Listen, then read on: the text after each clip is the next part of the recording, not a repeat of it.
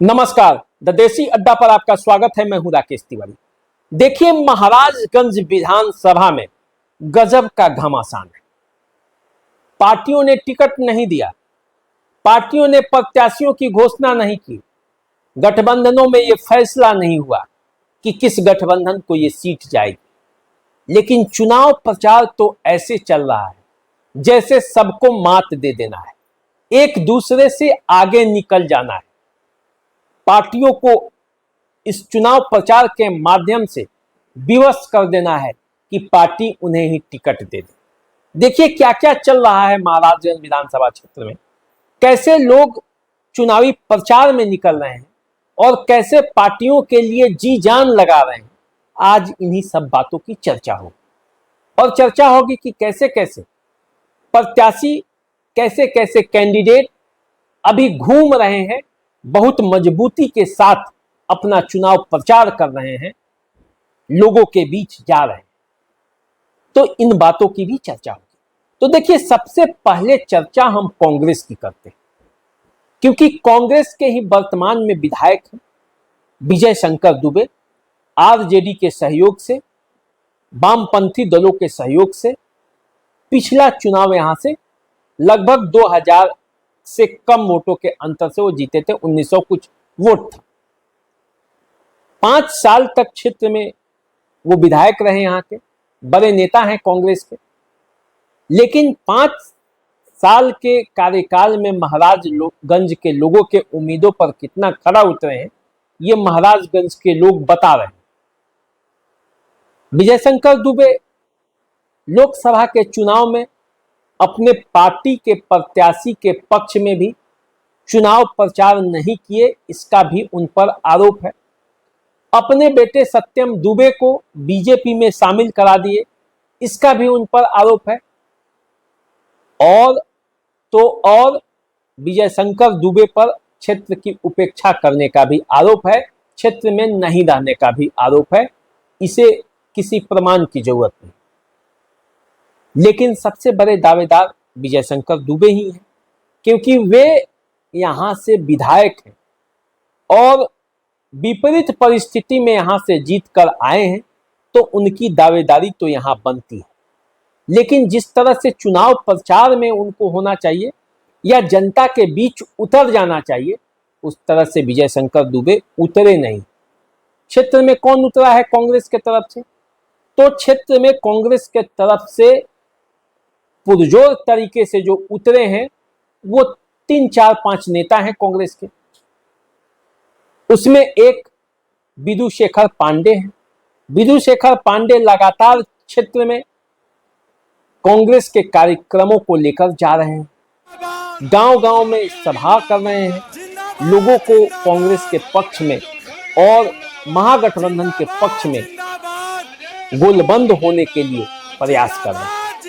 सोनिया जिंदाबाद जिंदाबाद जिंदाबाद मल्लिकार्जुन खड़गे जिंदाबाद जिंदाबाद जिंदाबाद राजेश राम जिंदाबाद जिंदाबाद जिंदाबाद मानिक चंद्र राय जिंदाबाद जिंदाबाद जिंदाबाद राजगंज की जनता जिंदाबाद जिंदाबाद जिंदाबाद। एनडीए गठबंधन को 40 सीटें भी मिलने की उम्मीद नहीं है। इससे घबरा करके नरेंद्र मोदी और अमित शाह ने चुनाव आयोग का सहारा लेकर हमारे 2 करोड़ मतदाताओं को मत को काटने। अब अकेले विधु शेखर पांडे ऐसे नहीं है जो कांग्रेस के लिए लगातार प्रयास कर रहे हैं। कांग्रेस के लिए महाराजगंज से प्रयास करने वालों में यशवंत कुमार चमन है, प्रद्युमन राय है, जिंदाबाद जिंदाबाद जिंदाबाद जिंदाबाद जिंदाबाद जिंदाबाद। रोवालो से रूबरू होने से हमनी के प्रयास ही बा कि केहू भी आदमी ना छूटे, क्योंकि ये अधिकार के पावे खातिर हमनी के पूर्वज लोग बहुत यातना सहले बा और बहुत बलिदान सहले बा। अब देखिए नतीजा क्या होता है, जो उनकी दावेदारी है उसका क्या फल मिलता है। लेकिन क्षेत्र में कांग्रेस एक नए सिरे से, नए दाव के बीच, लोगों के बीच जा तो रही है, इसमें कोई दो राय नहीं है कि कांग्रेस का कार्यक्रम गांव में नहीं चल रहा है।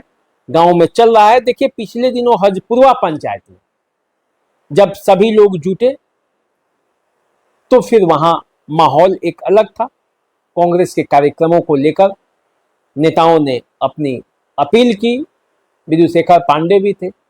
कई कार्यक्रमों में तो ये जो जितने भी टिकट के दावेदार हैं एक साथ भी पहुंच रहे हैं। प्रद्युमन राय भी हो जाते हैं, विधुशेखर पांडे भी हो जाते हैं, यशवंत कुमार चमन भी कई जगह पे ये हो जाते हैं, रमेश उपाध्याय, ब्रिज किशोर सिंह, डब्लू सिंह, ओम प्रकाश सिंह, ये सब लोग मिलजुल के कांग्रेस के नैया पार लगाने के लिए घूम रहे हैं। अब देखिए कांग्रेस की बातें तो हो गई, लेकिन ऐसा नहीं है, यहां से दूसरे दलों के नेता भी सक्रिय हैं। जैसे अभी आप बात बीजेपी की कर लेंगे, बीजेपी का यहां सीट मिलेगा कि नहीं मिलेगा कोई ठिकाना नहीं है। जनता दल यूनाइटेड की ये सीट है, पिछली बार की ही हम बात करें तो, लेकिन बीजेपी के नेता सक्रिय हैं, पूरी ताकत के साथ लगे हुए हैं। और जमीन पर यदि आप देखेंगे तो आशीष रंजन सिंह सबसे अधिक सक्रिय हैं, गांव गांव दौड़ रहे हैं, घूम रहे हैं, जा रहे हैं, लोगों को मना रहे हैं, बीजेपी के कार्यक्रमों को लोगों तक पहुंचा रहे हैं।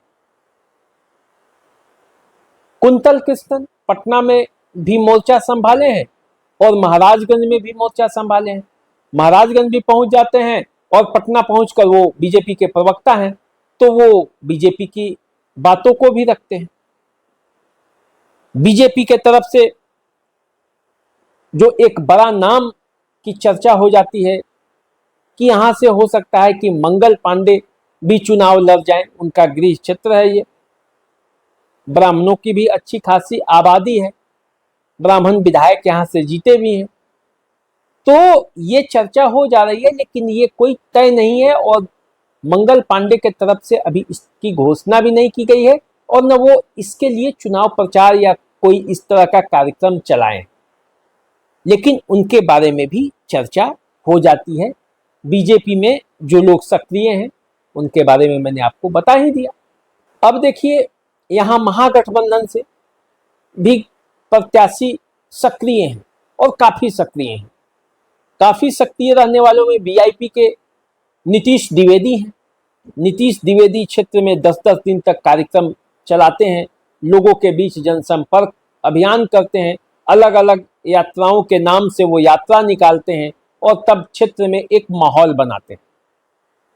गजब का माहौल होता है, लोगों के पीछे पीछे गाड़ियों का काफिला, लोगों की अच्छी खासी भीड़ जुट रही है। मुकेश सहनी कई बार महाराजगंज गए और बता भी दिए लोगों को कि आशीर्वाद दीजिए, टिकट इन्हें ही मिलेगा। अच्छा, अब यहां से विशाल जायसवाल जो कि आरजेडी के तरफ से टिकट लेने का दावा करके घूम रहे हैं, उनका भी जो प्रचार अभियान यात्रा कमजोर नहीं है।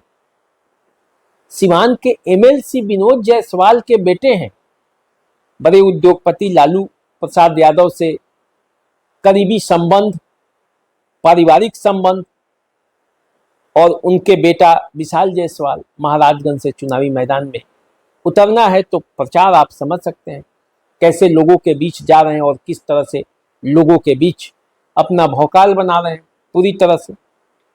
तो महाराजगंज में इन नेताओं के भ्रमण से पूरा मामला गर्म है। अब आइए जरा आते हैं उस पार्टी के पास जो पिछले चुनाव में मामूली वोटों के अंतर से हार गई थी, एनडीए का वो जनता दल यूनाइटेड। पिछले बार हेम नारायण शाह चुनाव हार गए थे 2000 से कम मतों से, तो हेम नारायण शाह इस बार कमर कसकर तैयार है और वो जनता के बीच जा रहे हैं, जनता को मना रहे हैं, पार्टी के कार्यक्रमों को भी जमीन पर लागू करने के लिए प्रयासरत रहते हैं। लेकिन टिकट पक्का मिल ही जाएगा इसकी गारंटी इस बार नहीं है। यहीं से पुराने नेता सत्यदेव प्रसाद सिंह भी टिकट की दावेदारी ठोक रहे हैं। सत्यदेव प्रसाद सिंह वो नेता हैं जो 2 बार विधायक रहे हैं, एक बार बसंतपुर से, एक बार गोरियाकोठी से। भगवानपुर का जो पूरा इलाका है, वो कभी जब बसंतपुर में विधायक हुआ करते थे सत्यदेव प्रसाद सिंह, तो ये पूरा इलाका उनको सपोर्ट करता था। अब महाराजगंज और भगवानपुर ये दोनों प्रखंड मिलाकर महाराजगंज विधानसभा क्षेत्र है और इसलिए उनकी दावेदारी मजबूत है। उम्र भले ही सत्यदेव सिंह का बढ़ गया हो, लेकिन वो कार्यक्रमों में जिस तरह से शिरकत कर रहे हैं और जिस तेजी से वो लगे हुए हैं, वो उनके इरादे बता रहे हैं कि वो किसी से कमजोर नहीं और किसी से कम नहीं। प्रोफाइल भी उनका कोई कम तर करके कोई नहीं देख सकता है। बोलने वाले नेता हैं और वैसे नेता हैं जिनकी छवि भी साफ सुथरी है। जिस दौर में लोग बंदूक और गोलियों से बात करते थे, बाहुबलियों का जमाना था, उस जमाने में भी सत्यदेव प्रसाद सिंह और मानिक चंद राय जो उनके प्रतिद्वंदी थे, दोनों अपने क्षेत्र में शांति बनाकर रखे।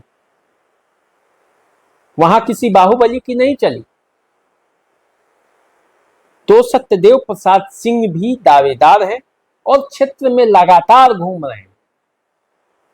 तो हुआ यह है कि महाराजगंज विधानसभा क्षेत्र में जिस तरह से बड़े बड़े नेताओं का आगमन हो गया है, बड़े बड़े धन्ना सेठों का आगमन हो गया है, कोई उद्योगपति है तो किसी के पास न जाने कहां से पैसा है, कोई बता नहीं सकता,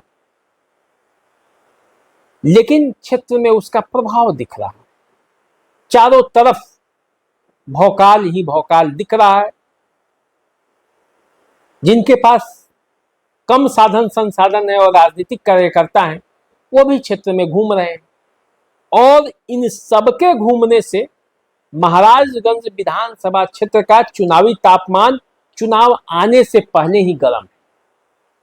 अब जनता नजरें भिराकर बैठी है कि देखिए क्या होता है। जब ये नेता चुनावी मैदान में उतरेंगे तो कौन सी परिस्थिति पैदा होगी, क्या माहौल रहेगा, ये आने वाले समय में पता चलेगा। और आने वाले समय में ये भी पता चलेगा कि जो जो लोग टिकट का दावा कर रहे हैं उनमें से किसको किसको टिकट मिल रहा है।